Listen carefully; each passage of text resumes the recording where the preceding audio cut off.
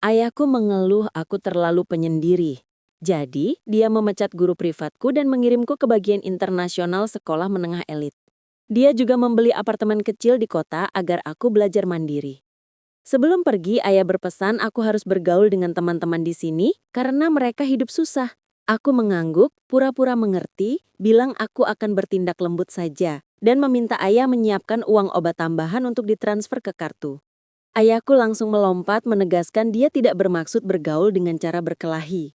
Setelah aku pura-pura tidak mengerti, ayahku menghela napas dan bilang cukup berteman saja sudah baik. Saat berdiri di podium untuk memperkenalkan diri, aku ingat kata ayah bahwa untuk berteman harus tulus dan siap membantu orang lain. Aku memperkenalkan diri, halo semua, aku Mira Kirana, keluargaku menanam persik. Lain kali aku bawa persik untuk kalian makan. Seluruh kelas tertawa keras. Ada yang mengejek aku anak kampung kok masuk bagian internasional. Mereka juga mencela sepatuku yang tak bermerek. Mereka bilang uang dari menjual persik setahunku tidak sebanding dengan uang saku mereka sehari. Seorang gadis di baris depan bertanya apakah tas yang kukenakan kujahit sendiri. Aku mengangguk dan bilang kalau dia suka, aku akan pulang dan menjahitkan satu untuknya. Sambil menambahkan bahwa keluargaku punya banyak buaya. Nanti akan kusuruh ayah menangkap satu. Telas tertawa sampai hampir merobohkan atap. Seorang cowok di belakang tertawa sampai terjungkal. Guru hanya pura-pura menjaga ketertiban karena takut kehilangan pekerjaan kalau membuat seseorang kesal. Tempat dudukku diatur di dekat pintu belakang, dekat tong sampah. Angin dari jendela membuat bau busuk menyengat kepalaku. Aku diam-diam memindahkan tong sampah, tapi gadis di depan tidak suka dan mengadu ke guru bahwa aku mengganggu di belakang, mengacaukannya belajar. Guru menyuruhku berdiri di luar. Pelajaran di sekolah terlalu pagi, aku belum sempat sarapan. Berdiri di pintu sebentar, aku lapar. Tapi melihat guru sedang asik mengajar, aku tak enak mengetuk. Aku mengambil pena dan menulis catatan yang kutempel di pintu. Bertuliskan, Bu, saya makan dulu, nanti kembali berdiri. Di kantin yang sedang dibersihkan, hanya tersisa satu kios dengan sedikit makanan pagi. Ini pertama kalinya aku makan donat goreng. Kulitnya renyah, isinya lembut, aku makan sampai mataku berbinar. Sayangnya hanya ada dua. Aku berjalan sambil makan, tak sengaja menabrak seseorang, membuat gula bubuk donat bercacaran di dadanya. Saat aku mendongak, donatku yang gepeng direbut orang itu. Dia bilang, donat goreng, bagi satu gigit untukku. Aku ingat kata ayah bahwa semua orang di sini hidup susah. Jadi, kupikir benar-benar susah. Orang ini kelihatan seperti kelaparan. Melihat dia melahap donat, aku memberikan donat keduaku. Dia mengangkat alis, agak terkejut, bertanya apakah aku tak takut padanya. Aku menggeleng. Dia bertanya lagi, apakah aku sedang menjilatnya. Nadanya agak senang. Aku menggeleng, bilang aku hanya kena hipoglikemia. Suasana hatinya memburuk, nadanya galak. Kalau kau ceritakan hari ini, kau mati pasti. Aku mengangguk. Melihat aku patuh, dia bilang, mulai sekarang di sekolah dia akan melindungiku. Aku mengangguk lagi, tapi kemudian ragu, mendongak, bertanya, kau siapa? Orang itu langsung mengamuk, menggeram apakah aku tak tahu siapa dia. Aku pikir orang ini kasihan, bertanya siapa dirinya sendiri, mungkin amnesia. Aku bilang jangan takut, buka ponsel untuk cari orang tuanya, mereka tahu siapa dia. Aku mengeluarkan 2 permen persik dan menaruhnya di telapak tangannya. Aku bilang aku keluar terlalu lama tak bisa menemani dia mencari orang tua, dan menasihati kalau benar-benar lupa, periksa ke dokter. Semoga cepat sembuh. Guru kelasku tak melihat catatan di pintu, tapi kepala sekolah melihatnya. Dia marah. Siswa bolos untuk makan. Kurang ajar. Kurang ajar. Dia tak berani menyinggung siswa. Tapi pekerja kasar bisa dihukum sesukanya. Guru kelas marah ringan, seminggu tugas bersihkan toilet dijatuhkan padaku, bersama sapu, pel, kain papan tulis di podium, dan buku tugas ketua kelas. Aku ingat prinsip ayah untuk berteman, tulus dan membantu orang lain. Jadi, aku rela membuang sampah. Aku menyeret tong sampah ke toilet, cowok yang tertawa pagi tadi mendekat, bertanya apakah aku Mira Kirana. Dia bilang, aku bantu kau. Dia mengangkatku seperti anak ayam ke toilet pria. Di belakang, beberapa cowok membantu membawa tong sampah dan alat kebersihan. Aku berterima kasih, bilang nanti ajak mereka main ke rumahku. Sekitar lagi tertawa keras, tapi aku harus membersihkan toilet wanita. Belum selesai bicara, aku ditendang keras di perut, langsung jatuh ke toilet pria. Rasa sakit meledak dari dalam tubuh. Organ dalam bergetar. Kerumunan yang tadi ramai langsung bubar. Ada yang belum sempat menarik celana. Pakaianku kotor oleh cairan di lantai. Bau tak sedap, alat kebersihan yang kubawa berserakan di tubuhku. Bau busuk bercampur bau amis. Cowok yang menendangku jongkok menutup hidung tersenyum sinis. Dia bilang, Busuk sekali, Mira. Kirana, kau bodoh ya? Orang bodoh harus di tempat yang cocok untuk orang bodoh. Kerumunan di depan tertawa penuh niat jahat. Aku tak paham dari mana kebencian ini. Tapi tahu aku bisa melawan 5 orang. Aku bertopang pada lantai, berdiri, menendang keras gagang pel di kakiku, menyisakan tongkat kayu yang kugenggam erat. Seseorang bilang, "Oh, masih bisa berdiri, sepertinya trio sudah tahu kasihan pada bunga." Trio Jaya Makmur pemimpin itu mendorong lidah ke pipi kiri, mendengus. Dia bilang, "Hah, kau pikir aku seperti kau?" Sedikit disentuh langsung jatuh, membosankan. Dia menyilangkan tangan, memutar pergelangan, lalu tanya, "Mira Kirana, kau mau uang obat 1 juta atau 10 juta? Aku bisa melempar ke kamu." Belum selesai bicara, tinjuku membawa angin menghantam wajah trio Jaya Makmur. Setengah gigi bercampur darah terlepas dari mulutnya, jatuh ke cairan tak jelas. "Kau yang maunya trio Jaya Makmur? Kau berani sentuh orangku, bosan hidup?" Cowok yang merebut donatku pagi tadi menendang kaki trio. Lutut trio membentur lantai keras. Trio meminta maaf pada Kian, bilang tak tahu, tapi Kian bilang, "Sekarang tahu belum terlambat. Kau salah minta maaf." Kian menendang kaki satunya, membuat trio Jaya Makmur berlutut di depanku. Trio tergagap. "Benar-benar, maaf Kak Mira." Aku mengerutkan kening, mengambil kertas dari saku, memungut giginya, mendekati trio. Aku bilang, "Aku bukan kakakmu, ini gigimu." Aku mencubit dagunya, dengan sedikit tenaga, bunyi sendi kecil terdengar. Aku pakai tisu untuk memegang gigi patah itu, lalu memasukkannya ke mulutnya. Orang-orang di sekitar hampir ketakutan. Trio Jaya Makmur berteriak, "Kian, Kian Harapan, keluarga kita berteman lama. Kalau kau pukul aku, ayahku akan mencarimu." Kian menjawab, "Apa? Kedengaran hebat. Tapi keluargamu masih bergantung pada keluargaku untuk pasokan barang." Trio memohon, "Kian, aku salah lihat gunung besar." Kian bilang, "Pukul, pukul dia. Jangan pukul aku lagi. Oh, periksa mata juga. Makan 1 pukulan dulu." Trio Jaya Makmur dan teman-temannya bilang tak berani lagi. Kian Harapan mendengus, berdiri di belakangku. Dia bilang, "Orang ini sudah kalian lihat, mulai hari ini dia pacarku." Dia memperingatkan, siapa yang mengganggunya lagi berarti cari masalah denganku. "Pergi!" Beberapa cowok menarik trio yang terbaring di lantai, berlari keluar dengan sempoyongan. Toilet jadi sepi. Aku berterima kasih pada Kian Harapan, pertama kali tahu namanya. Dia menjawab, "Tidak apa-apa." "Mira apa tadi?" "Mira Kirana." Aku mengangguk. Dia tanya, "Kenapa kau terus mengangguk?" Kian Harapan mengambil tongkat kayu dari tanganku, melemparnya keluar, lalu mengelap tangan. Dia bilang, "Cewek jangan pegang benda kotor ini." "Oh, nama kau ditulis bagaimana?" Aku bilang, "Mira dalam sinar terang, Kirana dalam pohon anggun." Kian Harapan tak punya teman di sekolah, hanya mengandalkan tinjunya, memukuli kepala sekolah dan teman sekelas. Ayahnya adalah pemegang saham besar, semua masalah akhirnya dilupakan. Di lingkungan ini, yang takut dan menyukainya seimbang. Dia setinggi 189 cm dengan mata indah seperti bunga persik. Sifatnya seperti preman, tapi dengan kekayaan keluarga kaya. Kecuali belajar agak buruk, nasibnya sangat baik. Setelah memukuli trio Jaya Makmur, aku menelepon ayahku. Aku bilang, "Ayah, aku memukuli seseorang, kirim uang obat." Ayah bertanya, "Putriku, kenapa hari pertama sudah berkelahi? Luka parah tidak?" Aku bilang, trio Jaya Makmur kehilangan 1 gigi. Ayah tanya, "Mereka minta ganti rugi berapa?" Aku mau bilang 1 juta, tapi ingat kata trio di toilet bahwa dia hanya mau beri 1 atau 10 juta untuk memukuliku, aku agak kesal.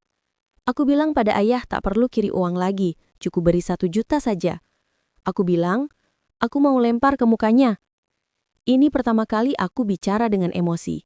Ayah mendengar, air mata berlinang, bilang, "Lempar, lempar besar-besaran. Ayah mau beri trio penghargaan." Aku menolak serius, tapi bilang bisa beri penghargaan untuk Kian Harapan. Bendera dibuat cepat, pagi bicara, siang sudah dikirim. Ayah ada rapat mendadak, terbang ke luar negeri, menyuruh sopir mengantar.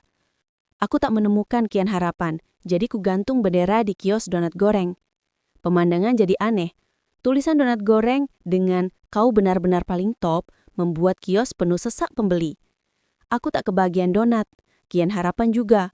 Dia marah hingga menggertakkan gigi, tanya, Siapa yang pasang bendera di kios? Dia mengeluh, kantin cuma punya makanan manis ini. Aku keluarkan 2 permen persik dari saku, bilang, Kian Harapan, untukmu. Dia memencet permen, tanya, Mira Kirana, katanya keluargamu menanam persik? Aku mengangguk. Tanya apa dia mau makan, nanti aku ambilkan dari rumah. Dia tanya lagi, bukan menanam persik, belajar di sini susah tidak? Aku ingat ayahku naik pesawat pribadi setengah jam untuk memeriksa kebun persik, jadi mengangguk. Mata Kian Harapan memandangku penuh iba. Dia bilang, Mira Kirana, kalau ada donat gorengku, pasti ada bagianmu. Mataku berbinar, berpikir dia orang baik. Dia bilang, keluargaku tak punya bisnis besar. Ini uang sakuku, 10 juta, pakai dulu. 10 juta uang saku memang bukan bisnis besar. Kali ini giliranku memandangnya dengan iba. Tapi kupikir dia terlalu jujur. Aku ingat prinsip ayah, tulus dan membantu orang lain. Aku bilang pada ayah, Ayah, teman yang ayah maksud mungkin aku belum berhasil, tapi ada teman yang datang sendiri. Sejak berteman dengan Kian Harapan, jumlah teman celekku bertambah. Tari Zahrani paling sering datang. Gadis yang ibunya suka datang ke sekolah memarahi. Ibunya sering bertanya, kenapa anaknya tak duduk dekat podium, tak menulis di papan. Ibunya selalu pakai alasan aneh untuk mengkritik guru. Tari Zahrani mirip ibunya, berisik, logika aneh. Dia tanya aku kenapa bisa dekat Kian, bilang mereka teman masa kecil. Aku menggeleng, bilang tak tahu, tapi tahu pohon musim semi dan kuda musim panas. Tari Zahrani berteriak nyaring, tanya apa aku memakinya. Dia menginjak kaki, bilang, kau tak akan berhasil. Mira Kirana, hati Kian selamanya milikku, tunggu saja. Aku menggeleng. Lihat mata Tari Zahrani merah karena marah. Kata-kata yang mau kubicarakan ditelan kembali. Aku pikir, hati Kian Harapan belum tentu milikmu, tapi pasti milik donat goreng. Hujan musim panas datang cepat dan deras. Malam itu seorang cowok menyampaikan pesan. Pelajaran malam ke pintu belakang sekolah. Kian Harapan memanggilmu. Cowok itu lari cepat, tak memberiku kesempatan bertanya. Aku pikir aneh, tak seperti gaya Kian Harapan. Aku ambil payung panjang menuju pintu belakang sekolah. Hujan semakin deras. Lampu di pintu belakang rusak. Aku berjalan dalam gelap. Samar-samar lihat 3 cowok berambut kuning mengelilingi seseorang. Salah satunya bilang, Adik, kau bilang suruh kami hajar teman sekelasmu. Kami sudah merekamnya. Dia mengancam, kalau rekaman ini tersebar, gadis itu tak bisa bertahan di sekolah. Dia menyarankan beri uang tambahan atau biarkan mereka bersenang-senang. Dia menambahkan, kulit seputih ini kami belum pernah menyentuhnya. Gadis itu ketakutan, bilang, kalian berani, kalau aku kenapa-kenapa, keluargaku tak akan memaafkan. Meski tak lihat wajahnya, aku kenali suaranya. Itu Tari Zahrani. Melihat seseorang menarik ujung baju Tari, aku mengangkat payung dan menerjang. Gagang payung besi menghantam wajah cowok berambut kuning, langsung memunculkan tanda merah. Cowok berambut kuning yang kuhantam berteriak kesakitan, melonjak-lonjak memegang wajah. Dia memaki, gadis sialan, kau dari mana? Hujan membuat licin. Cowok kedua yang menyerang langsung tergelincir. Cowok ketiga memaki. Belum sempat membantu cowok kedua bangun, aku hantam dengan gagang payung. Kali ini aku pakai tenaga penuh. Cowok ketiga ambruk. Cowok kedua jadi bantalan. Mereka menangis kesakitan di lantai. Aku menekan kepala 2 cowok berambut kuning, membuat mereka bertabrakan di tengah hujan. Di belakang teriakan nyaring Tari Zahrani terdengar. Sebuah pisau berkilau menusuk ke arahku. Cowok berambut kuning pertama entah kapan berdiri. Kian Harapan datang tepat waktu menendang orang itu. Pisau menyayat pipiku sedikit, jantungku hampir meloncat. Kian Harapan bertanya, Mira Kirana, kenapa kau berkelahi di sini? Air hujan mengalir dari rambutnya ke wajah. Mata bunga persiknya hampir tak bisa terbuka karena hujan. Aku bilang, kupikir kau di sini. Kian menunjuk gedung sekolah. Aku lihat kau ke sini dari sana. Satu mengira teman di sini, satu mengikuti teman ke sini. Kami tertawa di tengah hujan. Teriakan Tari tadi menarik perhatian satpam. Saat lampu senter menyala dari jauh, Tari meringkuk di sudut menangis terseduh. Aku keluar dari kantor polisi setelah menulis keterangan. Ibu Tari Zahrani masih memarahi anaknya di lobi. Tari menangis terseduh, tak bisa menjawab ibunya dengan kalimat lengkap. Ibu Tari melihatku dan mendorong Tari ke arahku. Tari tersandung, meminta maaf padaku. Dia bilang, "Maaf Mira Kirana, terima kasih, kau menyelamatkanku." Kian Harapan bertanya apakah aku memaafkan Tari Zahrani. Aku tak mengerti. Aku bilang aku tak terluka serius, jadi tak ada soal memaafkan atau tidak. Tapi Tari Zahrani tak berpikir begitu. Dia mulai memperlakukanku baik dengan caranya sendiri.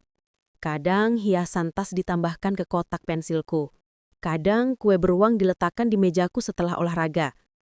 Kadang dia berdebat sengit dengan yang mengosipkanku sebagai orang miskin di belakang. Tapi dia tak berani menatapku saat melakukan ini. Selalu sembunyi-sembunyi. Saat berdebat itu, Tari Zahrani tak menang. Dia menangis di meja sepanjang sore. Malamnya aku lewat kelasnya. Lihat matanya merah seperti 2 buah persik. Aku mengeluarkan permen persik dari saku dan memberinya. Tari memegang permen erat, menangis lebih keras. Aku ingat, ini makanan orang miskin menurutnya. Mungkin dia tak suka. Aku garuk kepala, agak bingung, berpikir permen ini untuk Kian Harapan. Besok ku beri dia 2. Memberi Kian Harapan 2 permen persik setiap hari dimulai sejak dia jadi temanku. Ayah bilang kalau berteman harus tulus penuh hati. Jadi di laci Kian setiap hari ada persik dari rumahku, donat goreng dari kantin, dan permen persik dari tasku. Bersama surat-surat kecil merah muda setiap hari Kian keluarkan dari laci. Persik, donat, permen masuk perutnya. Surat merah muda masuk tong sampah. Kian Harapan juga membalas. Peniti Chanel, gantungan kunci LV, kalung Bulgari. Hadiahnya tak sebanding dengan pemberianku. Aku ragu, apa dia tak suka makanan manis? Jadi ku hentikan sehari. Pagi berikutnya, Kian tak lihat makanan di laci. Langsung ke kelasku. Dia tanya, "Mira Kirana, kenapa hari ini tak kirim makanan?" Aku memandangnya, serius bilang tak tahu apa lagi yang harus kuberikan. Dia tanya, "Lalu kenapa sebelumnya aku kirim makanan?" Aku ingat kata ayah, mengulanginya. Karena harus baik pada teman sepenuh hati. Kian Harapan kelihatan tak senang, hanya bilang, "Cuma teman." Aku memiringkan kepala, tak paham, bilang, "Ya, teman baik." Setelah bilang ini, aku tak bertemu Kian Harapan beberapa hari. Donat di laci layu, persik kecil memutih karena oksidasi. Panas musim panas membuat bungkus permen persik langkat. Aku bawa donat dan persik kecil dari beberapa hari lalu ke kelas. Di jalan, trio Jaya Makmur menghadangku. Dia bersiul, satu kaki menendang dinding putih di sampingku. Dinding putih langsung ternoda jejak sepatu. Dia bilang, "Orang miskin, Kian Harapan tak sekolah lagi. Lihat siapa yang melindungimu nanti." Gigi depan bawahnya yang patah baru dipasang lagi. Aku dengan keras memasukkan persik ke mulutnya. Bunyi klek terdengar, sendi rahangnya patah lagi. Aku bilang, "Ada yang melindungiku atau tidak, aku tak tahu. Urus mulutmu yang bocor itu." Mengeluarkan persik, setengah gigi patah itu tertancap dalam. Katanya Kian Harapan dikurung ayahnya karena berkelahi. Mungkin tak kembali sampai ujian universitas. Saat Kian tak ada, hidupku terus diganggu orang lain. Tasku digantung di pohon, kotak pensil dibuang ke ember pel. Kemanapun aku pergi, ada bisik-bisik. Aku lihat di belakang seragamku digambar buntut. Persik dengan kura-kura di atasnya, tulisan orang miskin di bawah. Digambar dengan spidol merah. Aku pakai cairan pembersih dari ruang peralatan. Tapi semakin digosok, warnanya semakin menyebar. Aku memegang baju basah agak bingung. Pelaku tak ketemu, baju basah tak bisa dipakai. Aku pikir tetap harus memeras baju dan keluar. Saat mendorong pintu ruang peralatan, ada penghalang. Tongkat selfie dengan ponsel masuk dari atas pintu. "Kau sudah pakai baju? Kukira kau telanjang." Itu suara beberapa gadis. Seorang memaki. "Rubah betina, setiap hari kirim apa ke Kian Harapan? Berdasarkan apa dia cuma terima pemberianmu?" Dia bilang, "Orang miskin masih mau rebut cowok dari kami. Coba kencing, lihat dirimu seperti apa." Gadis lain memaki. "Jelek, ku berikan kau rayu Kian Harapan." Sekumpulan air kotor disiram dari atas pintu. Aku menghindar cepat, tapi setengah tubuhku basah. Suara di luar pintu semakin sombong, memaki. Bajingan masih berani menghindar. Botol kecil berisi cairan kuning berbau menyengat masuk dari bawah sekat. Lalu terdengar suara korek api di luar pintu. Aku kaget, mengambil tong sampah di lantai dan melemparnya keluar. Suara di luar jadi kacau. "Aduh, kotor sekali. Jangan dorong sembarangan. Kiki tadi tumpah di tubuhku. Mati saja. Seorang gadis memaki. Bajingan, lihat aku tak memberimu pelajaran. Bunyi korek api semakin cepat. Aku mau membuka kunci pintu toilet dan melompat keluar. Tapi suara Kian Harapan terdengar. Kalian mau mati? Kunci sudah dibuang ke saluran air sejak pintu dikunci. Kian Harapan saat marah sangat yang mental. Pembuka kunci belum datang, dia sudah memukul pintu hingga pecah dengan tinjunya. Pecahan kayu menancap di kulitnya, darah segar mengalir. Kian Harapan seperti itu tak ada yang berani mengusik. Tari Zahrani mengikuti Kian, mengayunkan kuku palsu merah muda Kitty, menampar wajah gadis-gadis itu. Polisi datang cepat. Gadis-gadis itu tahu aku serius menuntut, ketakutan sampai berlutut. Ada yang tak rela menatapku dan berteriak histeris. Mira Kirana, kau tahu siapa ayahku? Kau masukkan aku, ayahku bisa mengeluarkanku. Kian Harapan memandangnya dingin, bilang, kalau ayahmu keluarkan kau sekali, aku masukkan kau lagi. Gadis itu menantang, kalau ayahmu tahu kau lindungi orang miskin, lihat apa dia kurung kau lagi? Kian mengepalkan tinju, matanya dingin seperti es. Dia menggeram. Kau berani panggil dia orang miskin lagi, aku sobek mulutmu. Kurungan itu apa? Sebelum aku masukkan kau ke penjara dulu. Gadis-gadis yang menggangguku diusir dari sekolah. Ayahku tahu, membuat keluarga mereka bangkrut. Pengadilan memutuskan hukuman berat, percobaan pembunuhan. Sudah di 18 tahun, sisa hidup mereka di penjara. Tapi ini setelah ujian universitas. Yang lebih mendesak sekarang adalah ujian universitas. Ayah bilang 4 kebahagiaan besar hidup, yang terdekat adalah masuk daftar emas. Ayah bilang rasakan baik-baik. Aku tak punya konsep ujian, karena tak pernah dididik untuk ujian. Tapi pengetahuan untuk ujian sudah kupelajari 3 tahun lalu di rumah. Sekarang hanya perlu beradaptasi dengan waktu terbatas. Kian Harapan dan Tari Zahrani juga tak punya konsep ujian. Mereka murni tak sungka belajar. Setelah ujian coba pertama, aku ranking 1 bagian internasional. Seluruh kelas heboh. Ada yang bilang aku direkrut dari sekolah miskin di desa untuk tingkatkan tingkat kelulusan universitas. Tari Zahrani tanya padaku. Aku pikir memang dari desa, jadi tak membantah. Tari dan ibunya mulai lagi. Ibunya menemui guru. Tak hanya memindahkan kelasku, tapi juga menjadikanku teman sebangku Tari. Kian Harapan sejak dikurung berubah seperti orang lain. Setiap pelajaran malam, dia menarik kami berdua keluar. Bukan bolos, bukan berkelahi. Kami bertiga cari ruang kelas kosong. Aku mengajar mereka, mereka belikan aku makanan. Ujian coba kedua segera tiba. Peringkat 1 bagian internasional mengalahkan peringkat 1 bagian reguler.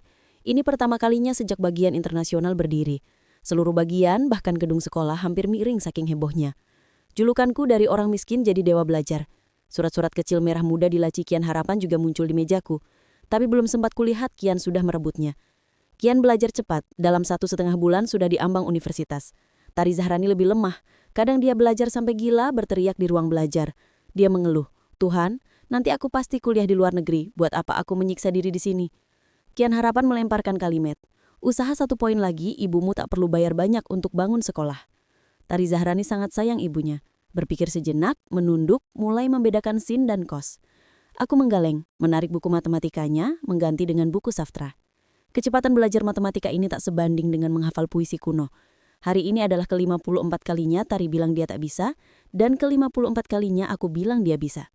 Tari Zahrani bilang, Kiki, tahu tidak, belajar itu seperti memberi makan perut. Wajah Kian Harapan berubah, langsung menutup mulut Tari. Aku memiringkan kepala, tak paham. Tari menepis tangan Kian, lanjut bilang, ibuku seperti teman, pikir aku bisa. Kadang aku juga pikir aku bisa. Tapi sebenarnya aku sama sekali tak bisa. Dia bilang, kau seperti istri. Tahu aku tak bisa, tapi selalu menghiburku bahwa aku bisa. Aku tak paham. Tetap mengepuk lengan Tari yang terbaring di meja bilang, kau bisa. Dia tanya, menurutmu masa depan kita akan seperti apa, Kiki? Aku besar nanti akan hebat tidak? Tari Zahrani agak sedih menyangkal dirinya sekarang, sekaligus meragukan masa depan. Aku juga pertama kali memikirkan masa depan. Aku bilang, dulu apa yang ayah beri, aku terima. Aku tak pernah pikir jalan mana yang akan kutempuh. Kian Harapan lebih teguh dari kami, bilang, aku pasti lebih hebat dari siapapun di keluargaku. Belum selesai bicara, kelas jadi gelap gulita. Listrik mati. Dalam dan luar kelas penuh kegaduhan. Pengumuman menghentikan belajar malam terdengar dari pengeras suara. Siswa keluar berbondong-bondong. Lorong gelap. Hanya lampu darurat menyala di sudut.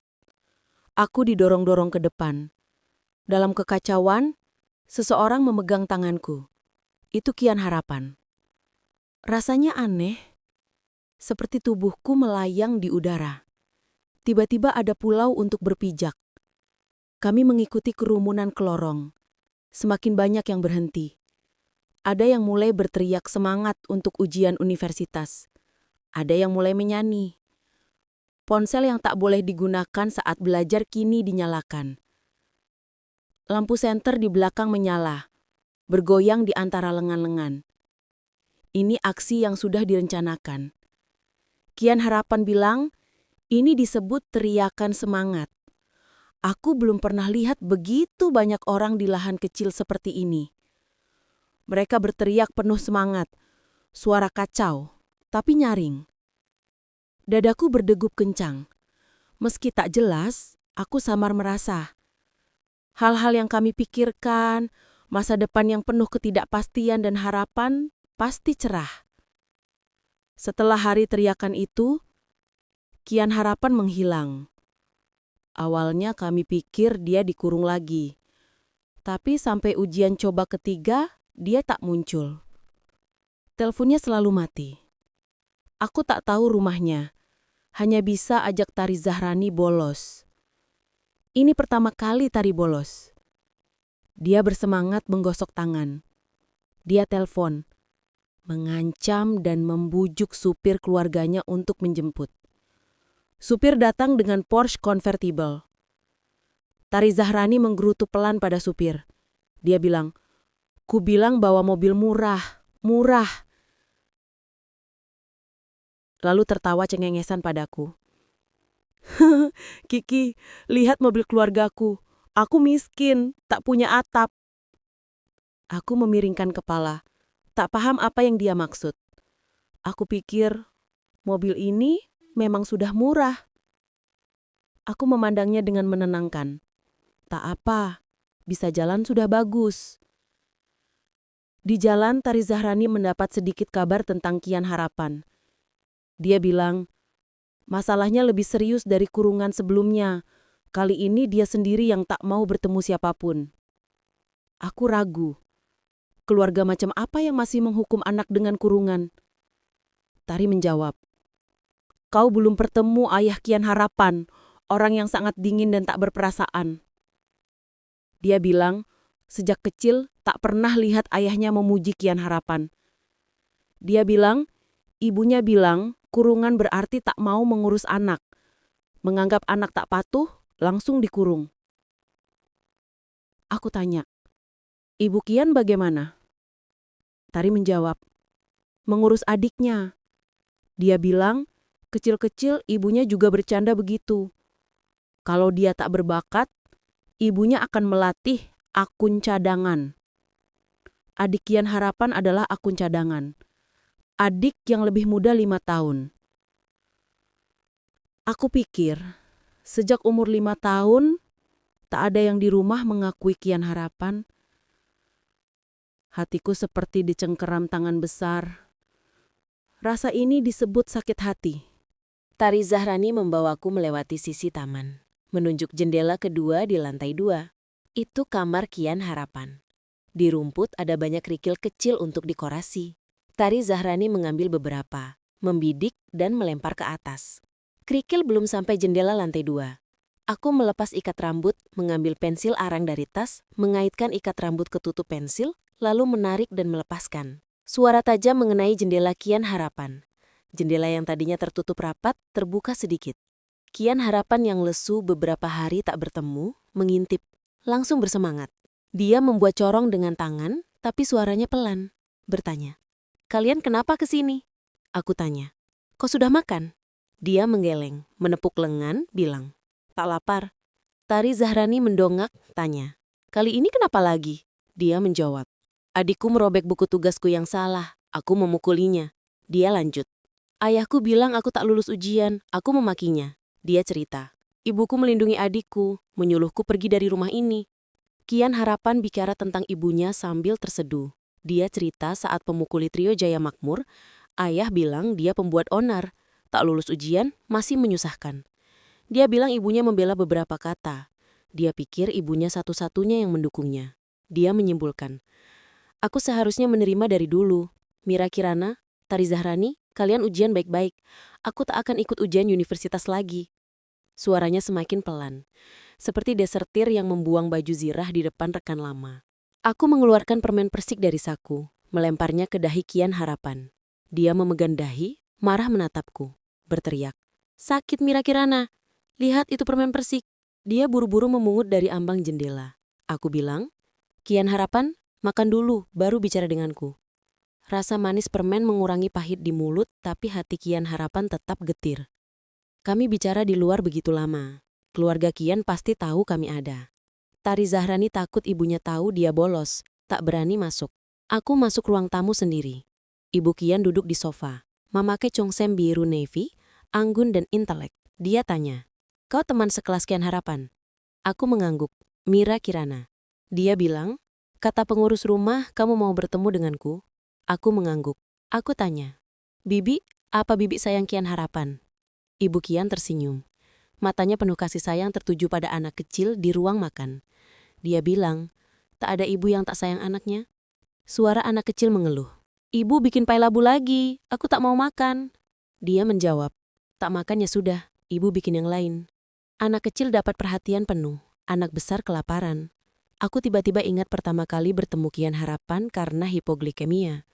Aku tanya, "Bibi tahu Kian Harapan kena hipoglikemia?" Ibu Kian tertegun. Dia bilang, "Mungkin Kian terlalu pilih-pilih makanan, tak makan dengan baik, sehingga begitu."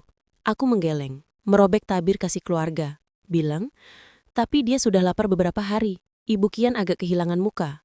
Aku bilang, cinta orang tua sulit dibagi rata. Mungkin cinta untuk Kian Harapan cukup. Aku bilang, tak cukup banyak untuk membuatnya merasa bahagia. Juga tak sedikit hingga membuatnya meninggalkan orang tua. Tapi untuk adiknya, terlalu banyak. Aku menyimpulkan, jadi Kian Harapan berdiri di tengah, cukup untuk menderita seumur hidup. Aku berbalik, menuju tangga. Kian Harapan berdiri di sudut memandangku. Mata bunga persiknya yang indah merah. Dia sangat mirip ibunya, terutama matanya. Aku memegang tangan Kian Harapan, menariknya keluar. Aku bilang pada Ibu Kian, saat Bibi dan Paman pikir dia tak tahu diri, coba pikir, kenapa manusia bisa kenali cara menunjukkan cinta, tapi tak kenali pilih kasih mereka? Kian Harapan keluar lebih cepat dari dugaanku. Hari hasil keluar, dia lulus Universitas Polisi dengan nilai pas. Aku peringkat 1 kota, bersama Kian Harapan ke Beijing. Tari Zahrani keluar negeri sehari setelah ujian universitas.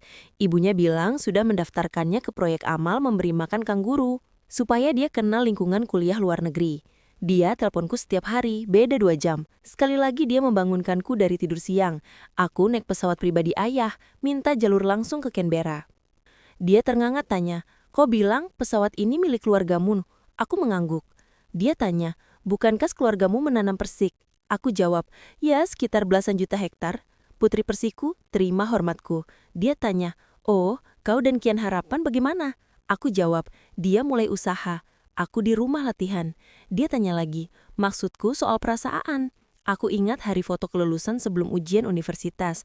Banyak teman kelas anggap aku jimat keberuntungan ujian, mengelus kepalaku untuk foto. Saat giliran Kian Harapan, dia tarik nafas dalam, akhirnya memeluk bahuku. Dia bilang, "Mira Kirana, meski besok ujian universitas, tapi hari ini aku benar-benar mau bilang, aku suka kau."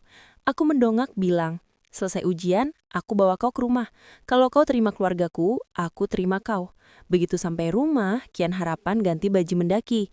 Dia bawa banyak barang di ransel, seperti obat nyamuk, plester, tongkat lipat. Aku tak bilang apa-apa, mengajaknya naik bus wisata pemandangan. Dia sangat bersemangat di jalan. Dia bilang orang kecil sukses. Dia seperti anjing kecil sukses. Saat bus melewati gunung pertama, dia buka jendela, menghirup udara segar dengan gembira. Dia bilang, "Cuaca di sini indah, nanti kita sering pulang." Aku mengangguk. Lewati gunung kedua, dia menyentuh KTP di saku. Dia tanya, "Kiki, menurutmu aku baik padamu?" Aku mengangguk lagi. Lewati gunung ketiga, kebetulan ada terowongan. Ponsel tak ada sinyal. Suara Kian terseduh. Mira Kirana, kau cewek jahat. Tak suka aku juga tak bisa jual aku. Aku memiringkan kepala, tak paham.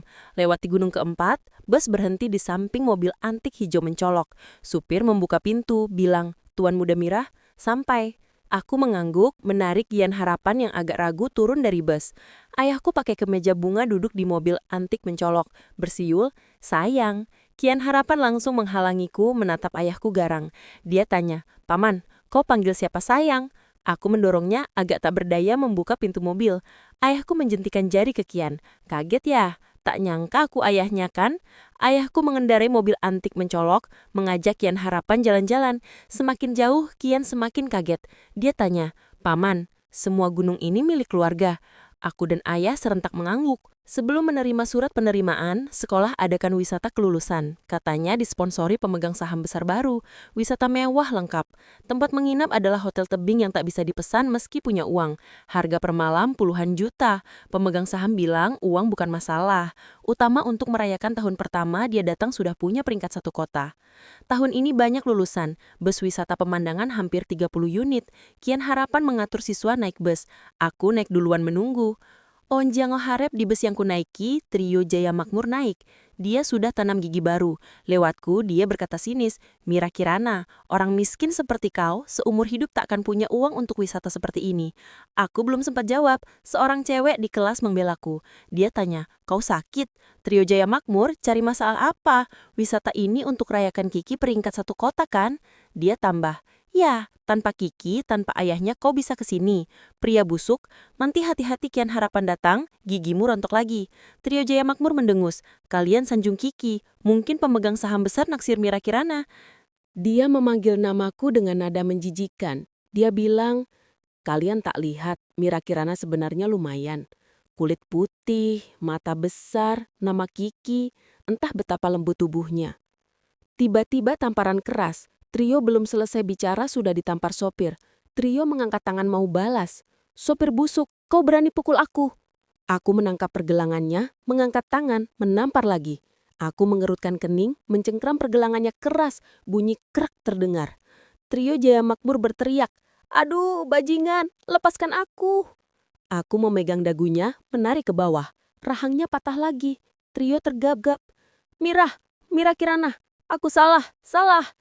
Sakit luar biasa cepat membuat orang lelah. Trio Jaya Makmur menggantungkan pergelangan, duduk di lantai. Kian Harapan selesai mengatur siswa, masuk bus, lihat Trio duduk di depanku. Dia menggulung lengan baju berjalan mendekat, bilang, lagi-lagi kau Trio Jaya Makmur. Sini, ku periksa gigi baru kau tahan pukul tidak? Trio menangis mundur. Di bus langsung terbuka ruang kosong. Aku berdiri di belakang Trio, melihatnya merangkak ke kakiku. Pemandu wisata di area pemandangan membuka pintu bus. Trio Jaya Makmur menangis berteriak, Hei, pemandu, laporkan polisi. Pemandu bingung, tanya, laporkan polisi untuk siapa? Trio menunjukku dengan jari yang tersisa. Tangkap gadis ini. Pemandu bilang, tangkap dia. Oh, maksudmu di wilayah bos kami. Kau mau laporkan polisi untuk bos ketil kami? Sekeliling terdengar suara napas tersengal. Trio Jaya Makmur semakin hancur. Dia tanya, bukankah dia siswa miskin yang diakui? Aku menggeleng, bilang, sekolah menganggap begitu. Aku tak pernah mengakui. Aku bilang, pemegang saham besar yang kau bilang naksir aku adalah ayahku. Aku lanjut, bus yang kau tumpangi adalah kendaraan keluargaku. Hotel tebing yang kau bilang tak bisa dipesan adalah properti keluargaku. Aku tambah, oh, termasuk semua biaya wisata ini, itu uang keluargaku. Aku bilang, begini Trio Jaya Makmur, karena kau merendahkanku, wisata ini kau bayar sendiri. Aku tanya pemandu. Kek Cu, biaya tur pribadi kelas atas berapa? Tambah 1 malam di hotel tebing. Pemandu Tiao Chu mengeluarkan ponsel dan mulai menghitung. Dia melapor, laporan Tuan Muda Mira, total 43.800.000. Aku bilang, baik, keluarkan tagihan. Angka ini cocok untukmu. Aku tambah, Trio Jaya Makmur, 1 lagi. Gadis bernama Kiki, berarti gadis setinggi pohon anggun. Bukan untuk pikiran kotor kau menjelekkan tubuhnya. Tari Zahrani menyimpan wortel untuk kangguru. Dia tanya, Putri Persiku, kau belum bilang, Apa kalian akhirnya bersama?